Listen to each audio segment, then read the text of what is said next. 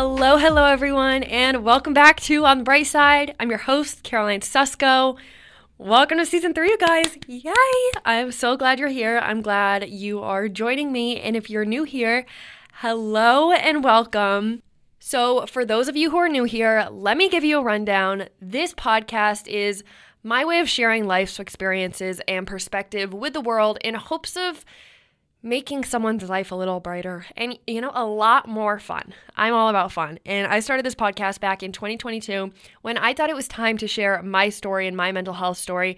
And since then, it has become so much more. It started as a mental health podcast, transformed basically into everything that goes on behind a girl's bedroom door. Advice giving, tea talking, confidence boosting.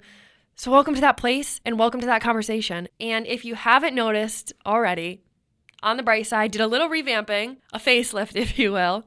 I thought it was time, and let me just say the new profile picture is slaying, and I could not be more thankful for my friends that helped me make it. Literally captures On the Bright Side in the most perfect way. It is the new face of On the Bright Side because we're doing things a little differently now. We are shifting away from just mental health conversations, and we're talking about so much more. Again, what I said before, what goes behind a girl's bedroom door, those kinds of conversations. That's what we're here to talk about.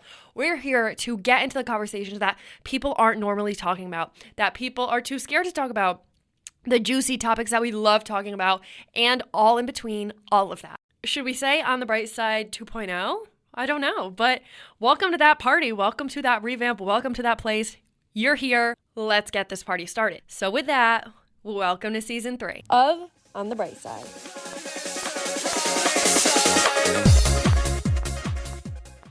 So this conversation went on behind my bedroom door, and me and my friends were talking about this, and I decided it was time to bring a mic to it. So today we're talking about what it's like being single, and more importantly, for the girlies that haven't heard this enough, what it's like to be someone who has been single all their life. And lucky for you guys, I have been. 21 years of my life, I am 21 by the way, I have been single. And would I change it? No. Because let me tell you, the stories of being single are some of the best ones. I would not have the story of, honestly, my life. They make me me, and I am funnier for that. So this all backtracks starting with middle school. I feel like that's the age where girls are like talking to guys and they're time out. At my age, it was Kik. That's how old I am. It was Kik Messenger talking back and forth. Actually, no. It was 4th grade. I was talking to this guy on Kik, and I sent him my song. Don't ask me why. The lyrics were about me getting dumped. Had I ever had a boyfriend? No. Did I know what it was like to be dumped? No, but was I for sure pulling on his heartstrings, making it think I had been dumped as a 4th grader? Yes. So anyways, after that, middle school rolls around, and I am in love with this kid, and he starts texting me, and I'm like, yes. Turns out he really just wanted to ask me about my best friend and needed advice about how to ask her out. But did that faze me at the time? No, because I was like, you guys, my crush is texting me. And so basically I was the girl. And so that kind of set the scene. And from there on, if any guy ever talked to me, I got so nervous because I didn't know what it was like. So fast forward to high school, I got asked to prom. I was so nervous and I said no. That is like the meanest thing you can do. My mom told me, ever since I was little, Caroline, never say no to a guy going to prom because they ask you, they get up the courage and they asked you. Here I am. I'm like, no. If this kid is ever listening in my lifetime, please know it was me and it wasn't you. Holy crap. So I did that to myself in these situations. And yes, my anxiety got in the way, but I still so desperately wanted a boyfriend. Yet I did not walk out anywhere. Like I so desperately wanted a boyfriend, but at every opportunity I'd be like, no, I don't want to hang out with you. Thank you, next. No. Who did I think I was? Who did I think I was? I have no idea. But that was how it went. And even if this went that far, this was only like maybe 2 times in my life. It was just never my calling back then, we'll say. Yeah, I don't know. Weirdly, I still remember my crush's phone number from 6th grade. Again, don't ask why. But I don't know my friends' numbers, but I know the 6th grade crush. So like when I crushed hard. So anyways, wasn't pursued a lot. And if I was in those few times, tended to say no and just take a step back. And that's kind of how it went all the way to college with Little situationships in between, but generally that kind of way. So got to college, and college rolls around, and now it's time for formals and sorority dances and all that. And I remember the first one I brought my roommate to because I was nervous. I hadn't made a lot of guy friends yet. Actually, no, I hadn't made any guy friends, period. And I felt like a failure if I didn't bring a guy to formal. I was like, I honestly felt disappointed, and I felt like the people around me were not the people around me like friend-wise. I just felt like I was being judged from an outside perspective that people were like, she's in college and she didn't bring a guy to formal. And was that in my head? Yes. That was not like, if someone thought that, like, so be it, who cares? But I honestly think it was just more of a thought and a worry of what everyone else was thinking. And I found such high validation in that. So the first one I brought my roommate to, and then after that, I still brought some of my girlfriends to some of them. But then I also wanted that satisfaction too, if you know what I mean. That I brought guys to my formal I wasn't even interested in. I just brought a guy to formal to bring him to formal to say, I brought a guy to formal. And were these guys super nice? Yes. Was I attracted to them? Yeah. But was it just like an uncomfortable situation at points because I didn't really know him that well? Yeah. So I beat myself up back now because I look back and I brought guys that I honestly wish I didn't bring, and instead brought like one of my best friends and had a fun night instead of worried about like what this guy was thinking about me all night, and it ended up being nothing, stuff like that. It was just really the validation of other people. And then you get to college and everyone around you and all the stories you hear from your parents and grandparents or whatever, we met in college. So I got to college and I was like, okay, where's my husband? Because it's college or bust. So I'm like, okay, where am I going to find my husband? Is he going to be at the bar? Am I going to meet him in the dining hall? Am I going to meet him at a frat? Am I going to meet him at a football game? I don't know. Am I going to meet him through a friend's friend? My mind was going crazy. And this is honestly what I thought about. And the more I think about it now and the more I look back, I'm like, well, Caroline, you aren't the one that likes to go out too much. You don't love a drinking scene. So why would you find your husband at the bar? And that was a thinking process that really helped me, because for a while I was like sitting at home that night and like watching a movie or something because I really didn't want to go out. I didn't want to drink. It wasn't in my cards and I just didn't want to. But then I would beat myself up and go out because I'd be like, well, what if my husband's there? And what if I miss him because I didn't go out that night? And then what if I never meet him? And blah, blah, blah, blah, blah, blah. Caroline, and everyone that's listening, actually, not just me, everyone. You're not going to find your person in these random places that you don't even like being at. You're going to find your person in the places that you actually enjoy being at, being around. Like if I was someone that just say went to Starbucks every day and loved doing work at Starbucks or whatever, I am more likely to meet my person at Starbucks, to meet my husband at Starbucks, than to meet him at the bar. So that almost gave me the sense of comfort, knowing that, hey, I don't need to be anything but myself, and when the time comes, the time comes. So I was just so once I adapted that mindset, I was like, okay, Caroline, you can relax. Because honestly, where I was looking actually makes me laugh. I was like, frat basement is where I'm going to find Mr. Husband. No, no, I'll tell you, he's not there. But I was so disappointed in myself in the beginning because I was like, what am I doing wrong? Why aren't guys approaching me? Why aren't guys? Because they weren't my type. They weren't my kind of guy. So it was just, honestly, it makes me laugh looking back. So in my time in college and now being a senior, I had fun, but I had fun in different ways. Like, did I have situationships? Yes. Did they absolutely ruin me? Yes. So honestly, when I look back now, I'm like, well, maybe that's why you didn't have a boyfriend and haven't had a boyfriend yet, because you've been talking to the wrong guys and it has not been working out. And thank gosh you never dated any of your situationships, because I don't even want to know where that would have went. Like, out of the picture, don't want to think about it.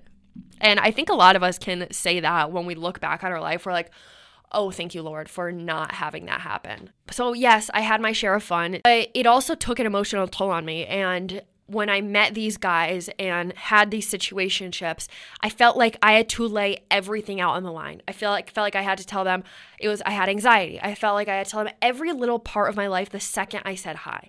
And then I would always tiptoe around the question, like, who's your ex? How many exes have you had? Because I didn't want to be like, oh, I've been single all my life. Because that stigma that is embedded into the back of our brains that it's bad to have never had a boyfriend. And this idea is so gaslighting, because then you think something's wrong with you. You think you're crazy. And I was like, well, what if it is me? And here goes my intrusive thoughts around my head saying, oh my gosh, I'm crazy. I'm the problem.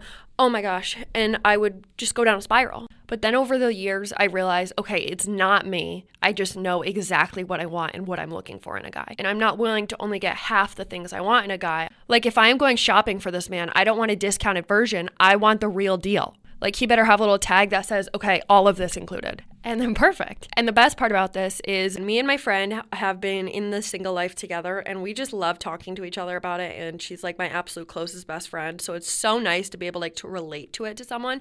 So you bet we're sending all these TikToks about being single and being in your best era, like back and forth. So the other day I just sent her this post, and I could just not put it into words better. So hang on, let me just go read it and find it. Hang on. Oh, okay, here it is.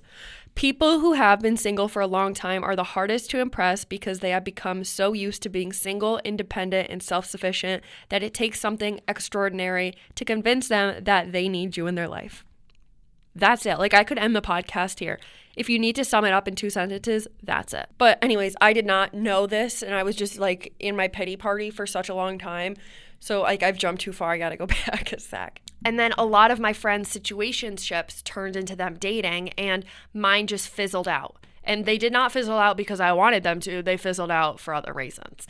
So it was honestly just like, when's my turn? And I think that's where a lot of us go. We just see everyone else's situations, and we want. But we have to realize that just because we don't have that type of relationship doesn't mean we don't have love in our life. And I think for a very long time, I thought I was completely missing love. I wasn't missing love. I had so much love for my family. I had absolutely amazing friends, a huge group of girlfriends that were awesome to me, and we had a great time together for years. But because I didn't have that romantic love, that's all I focused on. And see, the sad part is we always want something we don't have. I remember one of my girlfriends, she had a super good boyfriend, but she had awful friends and didn't have a good relationship in that area. But for me, I didn't have a boyfriend, but I had great friends in the friend area. Some people had a great boyfriend and great friends, but they had horrible parent relationships. Some people had it all, but it's all different for everyone. And we have to just be lucky with the love that we have in our life right now and be happy and soak in that love. But that was something I didn't know yet. So when it wasn't my season, I felt so defeated because I felt unlovable. I felt like no one loved me, that I didn't have the confidence, that it was me. It was a me problem, and it wasn't the people around me. It was all me. And it was a me problem. It was a me problem in the way of my confidence and of how I viewed myself. But at the time, I thought it was a me problem in the way that of my looks, of the way that I acted. And it was none of that. I just needed to have confidence in myself and be happy with who I was and be happy in that skin, because you can't love someone else if you don't love yourself. So I had all those realizations, and then I realized being single is not a pity party. Being single is a privilege. It's good you're waiting for the right person, waiting for someone that makes you feel comfortable, waiting for the person that treats you right, waiting for the man that checks your boxes. Like, I still know I'm going to find my husband, and I'm confident in that. But I also am happy with where I am right now. And, I'm no longer chasing it, being like, oh my gosh, what if? Because it's not a fear anymore. I've taken away the power of that thought. And then once you start having fun in the single era and realizing how much freedom you have and fun you can have, you've entered a whole new life and a whole new mindset, because now you can go shopping. Now you can try on all different types of outfits, aka the people you want in your life. And you can say, this looks good on me, this doesn't look good on me, he looks good on me, he does not look good on me. You shop for a guy, find what you like and what you don't like, and you can see it in all the relationships around you. So 3 out of my 7 roommates have boyfriends, and these boys are incredible. They're the sweetest souls. I see how well they treat my friends, and I know when I have a relationship, that's the way I'm going to be treated. So I'm adding those characteristics to my shopping cart. So look at the relationships around you and shop for those kinds of characteristics and the kind of characteristics that you're not putting in your cart, because then the bar goes higher. You raise the bar for yourself in what you deserve.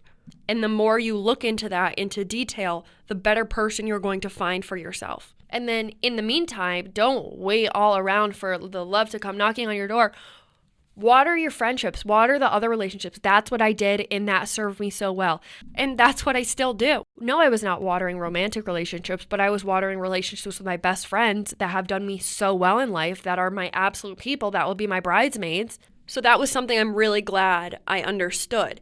But something I clearly did not understand was that this time I was single, I said to so many people, I gave the excuse that, no, I'm focusing on myself. But I was never actually focusing on myself. I was just subconsciously trying to find a boyfriend. And then I realized what it actually meant to work on yourself, and I learned what that meant. So now we are going to go through some of the things I learned, because these will help you 1,000,001 times. I wish I knew this at a younger point when I was single. Number 1, the stigma of not having a boyfriend. The stigma of not having a boyfriend, I think, is the worst part of not having a boyfriend. Let me just tell you, you're not crazy. And there is nothing wrong with you.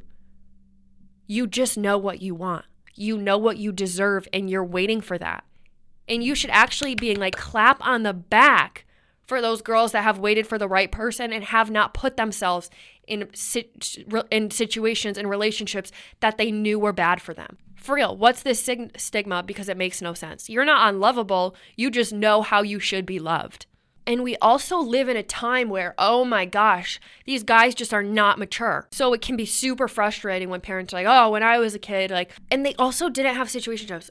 We're not crazy. We're not unlovable. We're not doing anything wrong. We just live in a generation that's a little less mature than past generations. It's not our fault, and we're going to be okay.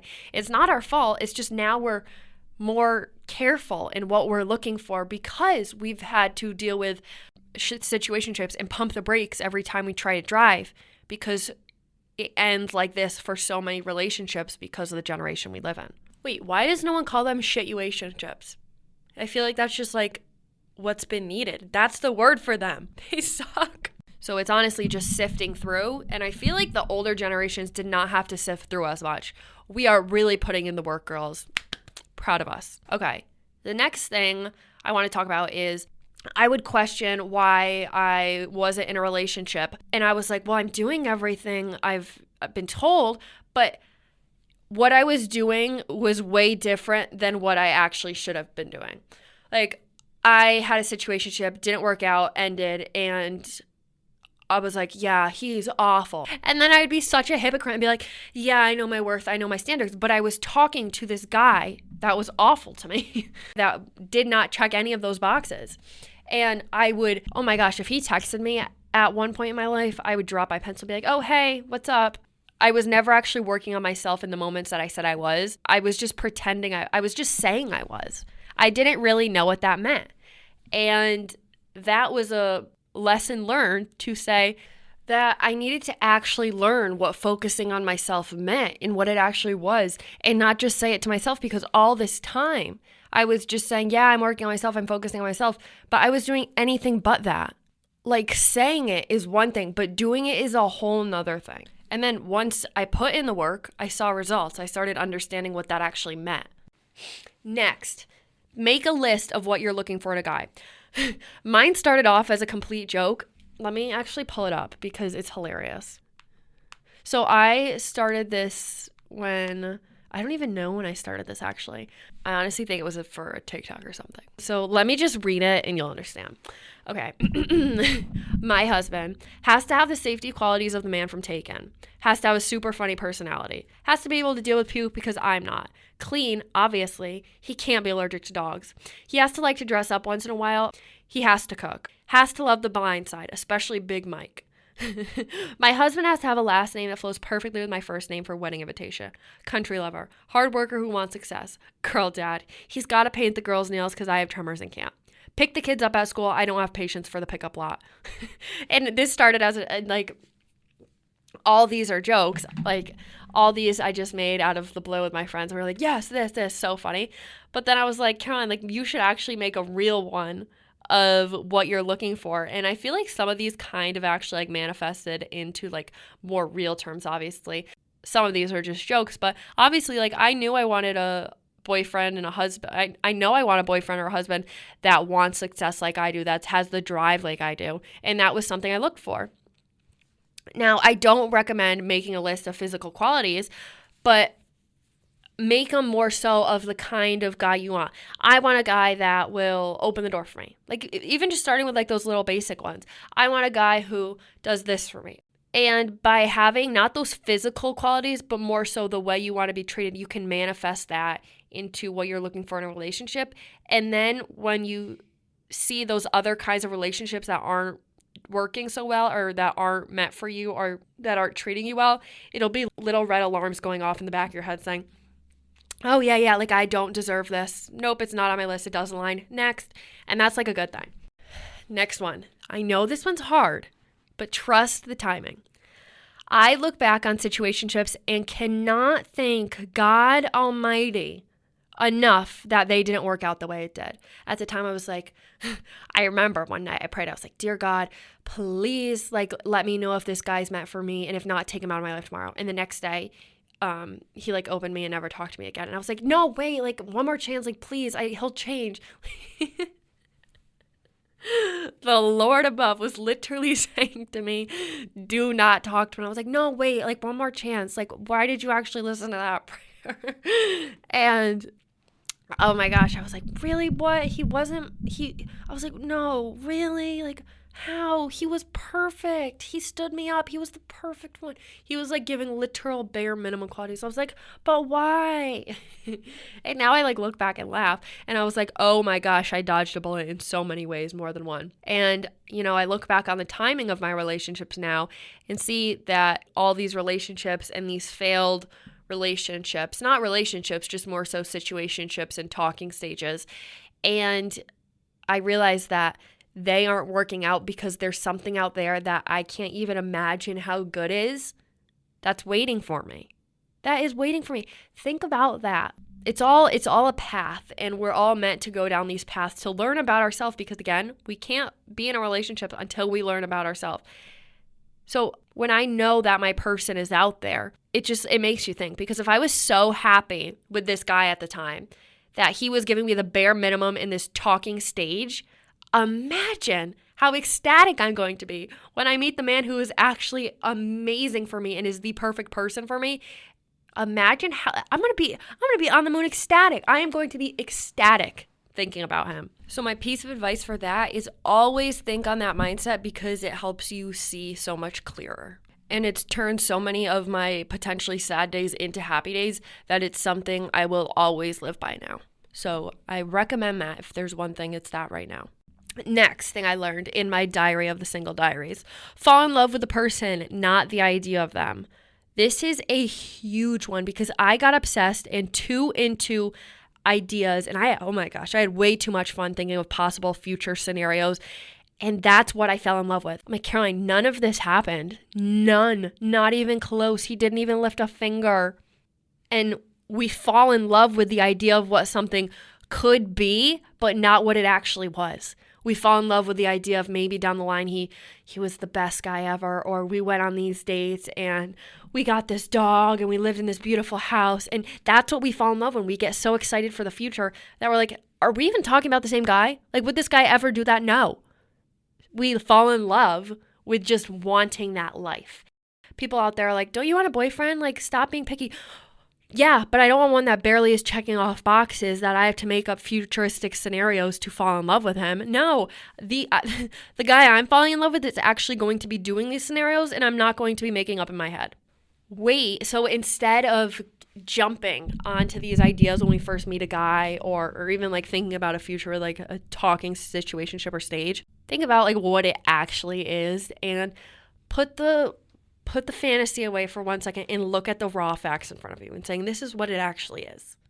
And then if it's lovely in that moment, fall in love with it, have fun with it. But don't fall in love with the idea of someone and not the actual person they are, because a lot of time they're two very different people.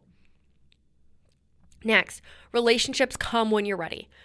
We need our cup filled on our own before we can fill anyone else's cup. If our cup is half empty, we can only give them either half or a quarter or a drop of our cup. We can't give them our full self, and we can't expect them to fill the rest of our cup. We have to be happy and full on our own. We have to see that worth in ourselves. Basically, you're ready for a relationship when you're like, what men tell me now is something I already know. What people tell me now is something I already know. I don't need the validation from you because I already have all that validation myself. My cup is full. I know we can all think of a person that we dropped everything for because we were so in love with them. We're like, yes, he's the one. He definitely wasn't the one. But at the time, oh yeah, we thought he was the one. Like you would drop your phone the second he texted and be like, oh my gosh, he texted me. Like, let me just stop doing everything that I should be doing just to text him. Would that have ended well? No, because we weren't full on our own, that we needed this extra entertainment and excitement and happiness from this person coming from our phone, from this person texting us, from this person giving us that one compliment. No, a good relationship doesn't take from people. It just adds to both your cups. So basically, your cups are better together. You have two full cups sitting next to each other, and you're not dipping from other people. It's not a half cup and a full cup. You both have two cups because you're also great individuals on your own, and you have that in yourself. And while you're doing this, while you're filling your own cup, you can also water those other wonderful relationships in your life and finding your hobbies and finding what you love and giving yourself self-love and finding a good positive mindset within yourself and validating yourself. Because then when your person comes, you don't have an empty cup to give. You're equals. You have the same filled cup. And honestly, you can think back to times in your life. I can think back to times in my life where I'm like, where would this boyfriend have even fit into my life? I was bonding with so many of my friends at the time. I was in school. I was finding this wonderful hobby. I started podcasting. Like, where would I had time to water that relationship if I had barely had time for myself to even get 8 hours of sleep? It wouldn't make sense in that equation. So that's why I say everything on that path happens at the right time. Okay, next, you have to put yourself out there just a little bit. It's a happy medium balance.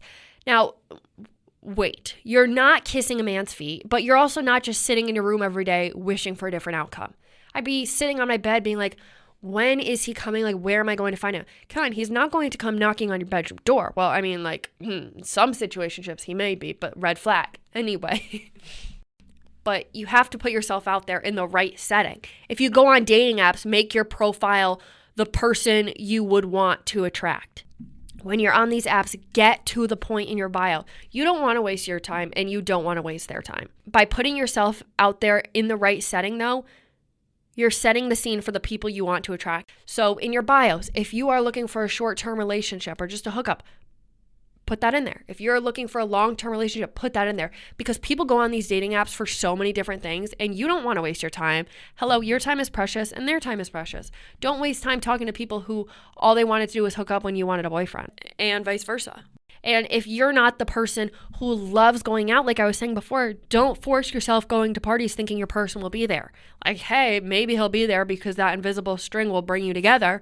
But most likely, you're not going to meet him there. And if he is your person, he's going to come up in a different place. If they're your person, they're going to come up in a different place at a different time because you're not going to get straight away from your person. Next, when it's the right person, there's no games to play. This one's point blank, kind of to the point. When it's the right person, they're not going to be like, oh, she's desperate. She texted back way too early. She texts back in 1 minute instead of 3. No one thinks like that first. Like, think about if you liked someone, would you be like, he texted in 1 minute instead of 2. It's like, too much. No. And you also have to think of it. There's no right way to text. How you text won't matter. We spend, oh my gosh, so much time curating these messages to the people we want to talk to. And we're like, should we say, hey, how are you? Or, hi, what are you doing? Or, what if you do 2 Y's with the hey and what are you doing instead of doing with a G? And it's like, no matter what way you say it, they're going to like you for you. So stop playing. Like, the right person won't make you play those games, and they're not going to be like, she texted that weirdly, or they're not going to think like that. So again, no games. You're not going to be, and when it's the right person, you're not going to be like, do they like me? I don't know. You're going to know. I'll tell you that. You will know full force. If it's a question, it's not the relationship for you. You'll know. Next, wait for someone, but don't wait for someone to be the one. Romanticizing what they could be, waiting around for them to be better, accepting half-assed love or when it's only convenient to them. No. I remember someone telling me this idea a while back, and I posted a TikTok about it, and it went viral in a couple days because so many people needed to hear it. Wait for the one, but don't wait for someone to be the one. Don't wait for someone's tricks to stop being played. Don't wait for him to come around. Don't wait, because your person isn't going to do this stuff to you. Wait for your person, because your person will come to you, but don't wait for this person that you're talking to you who's talking to you right now, who's treating you horribly, to be that person, because your person is going to treat you 100% from the start. Next, no one person is going to complete you. No family member, no friend, no boyfriend, no girlfriend, no one is going to complete you but you. People look for their significant other and think their life is going to be complete the second they are dating. No. It's not like that. You are never going to be happy until you're happy with what you have in front of you. We always wish more and want more and are like, oh, well, I would be so happy if I had this, and I'd be a lot more productive if I had this, and yada, yada, yada. You can be happy with where you are now and what you have now. You just have to get that mindset. And you have to adapt to that mindset. Because if you don't have that mindset now, no matter what relationship you have or get in down the line, you will still be just that level of happy. You will not be more happy. You'll probably be less happy. People can add to your cup, people can pour into your cup, but no one can make that cup full but you. And the only way to make it full is to see exactly what you have now in front of you and be grateful and smile about it. Not what you could have 10 years down the line. What you have right in front of you right now, the people that are around you right now, who you are right now. And finally, the journey is the best part. I've had this question and someone asked me it before, and last one. The journey is the best part. Think about this. What would you do if you knew the love of your life was coming? If it was already scheduled in your life at exactly this date at this time, how would you spend the time left? Would you be hanging out with your friends always? Would you be having fun at the bars? Would you be staying in? Whatever that is, spend every day like that from now on. Stop putting your happiness in other people's hands and trying to be someone you're not just to fit someone else's type. Learn to be content, It's going back to what before. Learn to be happy in the room that you're in right now, because so many relationships are important, not just intimate ones. And we have to respect all those kinds of relationships and be grateful for those relationships we have in front of you. I'm grateful for my friends. I'm grateful for the wonderful family I have. I'm grateful for all my guy best friends. They're amazing. And I am so lucky to have those kinds of love right now, to have that kind of love in my life right now, because I know there's other people out there yearning for it, that they just want a best friend, that they just want a good relationship with their parents. It's all the same kind of love. It's just in different forms. Just remember, the right relationship only adds to your life. It's not stressful, not painful, not filled with only a handful of good days. So maybe right now you're supposed to be in a relationship with yourself. Think about it like that. So has it been 21 years of being single? Yes, but the way I think of it is I'm supposed to be in a relationship with myself right now, and so are you. Treat it like any other healthy relationship and water it. Give yourself self-love, self-care. Give yourself that validation. Give yourself those compliments, those high fives in the mirror, those hugs. Give them to you, because that also is a healthy relationship. That is the most important relationship in your life, because you don't spend time with anyone more than yourself. And don't be scared to enjoy being single. You're dating yourself. Who wouldn't love that? Date yourself, fall in love with yourself, have fun with yourself. It's the best relationship you will ever have.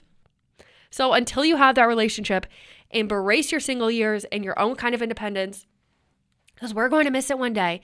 And I wish someone told me this all, that there was nothing wrong with me, that my time would come, and that honestly, not having a boyfriend for 21 years honestly makes me look strong, independent, and confident, because I know what I want now. And I've shopped, I've looked, I've seen bad relationships, I've seen good relationships, I've seen people treat me horribly, and I've seen people treat me great. Now I know what I want and what I deserve, and all those moments have led up to me having a full cup now for myself and having that checklist of this is what I deserve.